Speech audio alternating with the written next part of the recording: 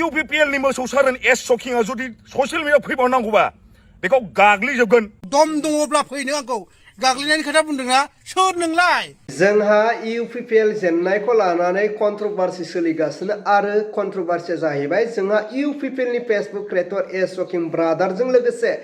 BPF नि Facebook creator जोंहा जन कार्जी ब्रादार स' बिथांमोननि गेजेराव ओरैबायदि कन्ट्रोभार्सि सोलिदों जाय कन्ट्रोभार्सिफोरखौ नोंथांमोना नायनानै लाग्रो बा खोनासंग्रोदो। बे UPPL नि मोसौ दामब्रा बे माबाया एस शकिं ना मा नाम बे मोसौ दामब्राया बुंदों मोसौ सारोना एस शकिंआ बे बुंदों जे बियो दिफेन बर'आ जुदि जेनोब्ला बियो ससियेल मिडियायाव फैया होनना बुंदोंमोन। बे UPPL नि मोसौ सारोना जुदि बे UPPL नि मोसौ सारोन एस शकिंआ जुदि ससियेल मिडियायाव फैबावनांगौबा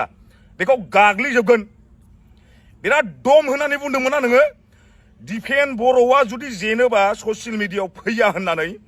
दे नों मोसौ सारोन UPPL नि मोसौ दामब्रा सारोन नायनि आंबो नोंखौ बेथा नों जुदि फैयोबा नोंखौ गाग्लिगोन बेथा सिदा खोथा नोंनि भिडिअ रेकर्डआ जोंनाव दंजोबो। नों दिफेन बर' जेनोबा नों ससियेल मिडियायाव फैया होनदोंमोन ना मोसौ सारोन UPPL नि आजिखालिनो आदा बुजा UPPL नि फेस सालायग्रा नायनि आंबो बेथा सैमानि फिसा। मोसौ दामब्रा नोंहा आंखौ बुंनो हानाय जेबो राइट गैया। बे आंनि पलिटिक्सनि डायलग दम दङब्ला फैनो आंखौ गाग्लिनायनि खोथा बुंदोंना सोर नोंलाय? दामब्राया नोंसो आंजों जन कार्जी आंजों फै हो नै आंजों फै माखौ लानानै सों लेबेल मारदों नोंलाय? देरहाबाय नोंथांखौ जोङो देरहानाय हिसाबै जों मानिबाय BPF देरहालांजोब्बाय हो माखौ लानानै नोङो गाग्लिनायनि खोथा बुंदों? बे बुंनो हानाय राइट अथरिटिखौ नोंनो सोर होदों? बे आंनि पेज आंनि चेनेल आङो बुंनोबो हागौ आङो ओंखाराबो जानो हागौ नोंथाङा बुंनो सोर? जायखिया मोनसे खोथाया जाहैबाय बै मानास समस्ति बेवहाय माखासे गथ'फ्रा फेसबुक पेज सालायग्रा सोरबा फेसबुक एकाउन्ट सालायग्रा बिसोर गथ'फ्रा बुंदोंमोन नालाय जोंनि जायगायाव खैलाखौ फेजेननो हानाय दम गैया होननानै। दा बे मोसौ सारोनफ्रा बबे जायगायाव खारनानै दं आंनो बेखौसो नांगौ। लाजिनाय गन्थं दंना गैया नोंसोर मुर्खफोर बे UPPL नि जाम्बा मुर्खफ्रा बे देरहागोन होननानै बुंनाय खैलाखौ देरहागोन होननाय बुंनाय मानसिफ्रा बहा खारनानै हाबसोनानै दङ ना UPPL नि मानसिफ्रा गन्थं गैया नामा लाजिनो रोङा नामा? फेसबुकआवल' देरहाग्रा नोंसोरो मुर्खफोर बहा दं खारनानै बे तामुलपुर समस्तिनि मानासनि बाक्सानि आंजों बे हेहरग्रा बे गोरलै गथ'फोर बे मोसौ सारोनफ्रा बहा खारनानै दं लाजिनो रोङाखै? नोंसोर UPPLआ दासो गोरलै खमला बैसो दासो नोंसोर पलिटिक्सआ मा बुस्थु नोंसिनि माथायाव सारेनानि मोनसे माबाबो गैया नलेज गैया नोंसिनाव माथायाव। UPPLआ हाग्रामा सारजों 25 बोसोर टिउसन लाफै बिनि उनावसो पलिटिक्सआव ओंखार मुर्खफोर लाजिनाय गैयाबा ओंखारफिन दे दिनै सोरबा दे पेजाव लाइभ होनानै सोरबा बुंफै दे आंजों टाक्कार होग्रा सोरबा दंबा फै दे जाम्बाखिफोर साला। नैबे आसिखौ थबस्र' दानस'गोन नैबे आसिखौ थबस्र' दानस'गोन नैबे आसिखौ। बे उदालगुरियाव दिफेन बर' सारा देरहायोब्ला बि स्वर्गियारि सासे नामा आङो प्रफाइल पिक्सारखौ स्क्रिनशट खालामना लाबाय बिथाङा आसिखौ थबस्र' दानस'गोननो जुदि दिफेन बर' सारा उदालगुरियाव जुदि देरहायोब्ला आसिखौ थबस्र' दानस'गोननो। आंबो नोंजों चेलेन्ज नांगोन बि स्वर्गियारि फंबाय जुदि दिफेन बर' सारा जेनोब्ला नैबे एस शकिं बयजोंबो सिनायजानाय एस शकिंआबो मानाव गेदेर दिफेन बर' सारा जुदि जेनोबा उदालगुरियाव जुदि जेनोब्ला आंखौबो नोङो थैजासिम बे ससियेल मिडियायाव आरो माब्लाबाबो नुनाय नङा नोङो। लिरनानै दोन फंबाय दिनैनि थारिखआव दिनैनि समखौ नैबे मोनाबिलि समखौ नोंथाङा लिरनानै दोन। बै समाव नोंथाङा आंजों टक्कर खालाम जेब्ला जोंना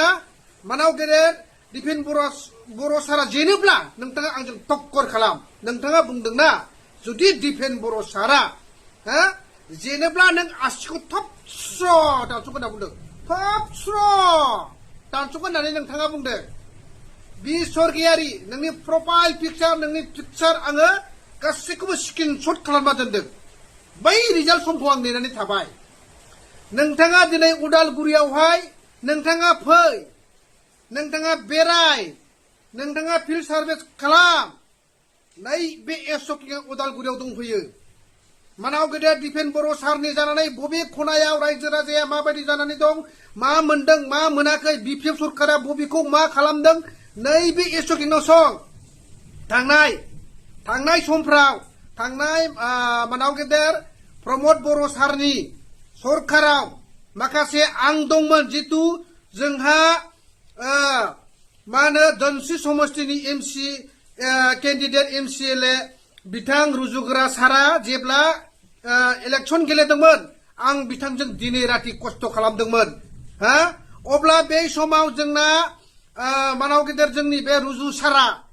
बबे जायगायाव इनिग्रेसन खालामदोंमोन दिनै बेखौ मानो दानखो बिपिएफआ बुंदोंमोन ना रायजो राजानि थाखाय मोजां मावगोन हो रावबो थिखादारखौ जों अयनाय खालामा बयबो थिखादारखौ जों बिल मोननो गोनांखौ होदोंमोन नाथाय इ लेटार लाखानायखौ मानो दानखो आं खोन्थानो थांगासिनो दं बबे जायगायाव इनिग्रेसन जाखानाय बे खामानिफोरखौ मानो दानखो बिपिएफआ दिनै मानो दानखो दाननो गोनां प्रयजना मा दंमोन जायखौ दिनै इनिग्रेसन खालामखाबाय हा जाखांनायनि उनाव दिनै मानो दानखो दिनै नोंथाङा सानदों नामा बि सरगियारि नोंथां बेयावहाय जाय मानाव गेदेर दिपेन बर'नि सारनि अनगायै सोरबा टिकेट मोनगोन मोननाया देरहागोन आंबो दिनै नोंनो खोथा होबाय नैबे एसकिं इउटिउबार पेज सालायग्रा ससियेल मिडियायाव थाग्रा एक्टिभ सासे आंबो एसकिंआ दिनैनिफ्राय आंबो खोथा होबाय लिरनानै दोन बे सम बे टाइम नैबे आंनि बुंनाय रावफोरखौ ओरैबायदि भटआव देरहाना थांगासिनो दङ दिपेन बर' सारा जोंना मानव गेदेर रायजोफोर नोंथांमोना नुबाय खोनाबाय बुजिबाय दा नोंथांमोना बिनि सायाव मा बुजिनो मोनखो नोंथांमोननि गोसो सिंनि साननायखौ कमेन्टनि गेजेरजों फोरमायहरदो अब्ला रायजोफोर दिनैनि भिडिअखौ आङो बेखिनियावनो फोजोबबाय भिडिअखौ मोजां मोनदोंब्ला लाइक लोगोसे चेनेलखौ मोजां मोनदोंब्ला साबस्क्राइब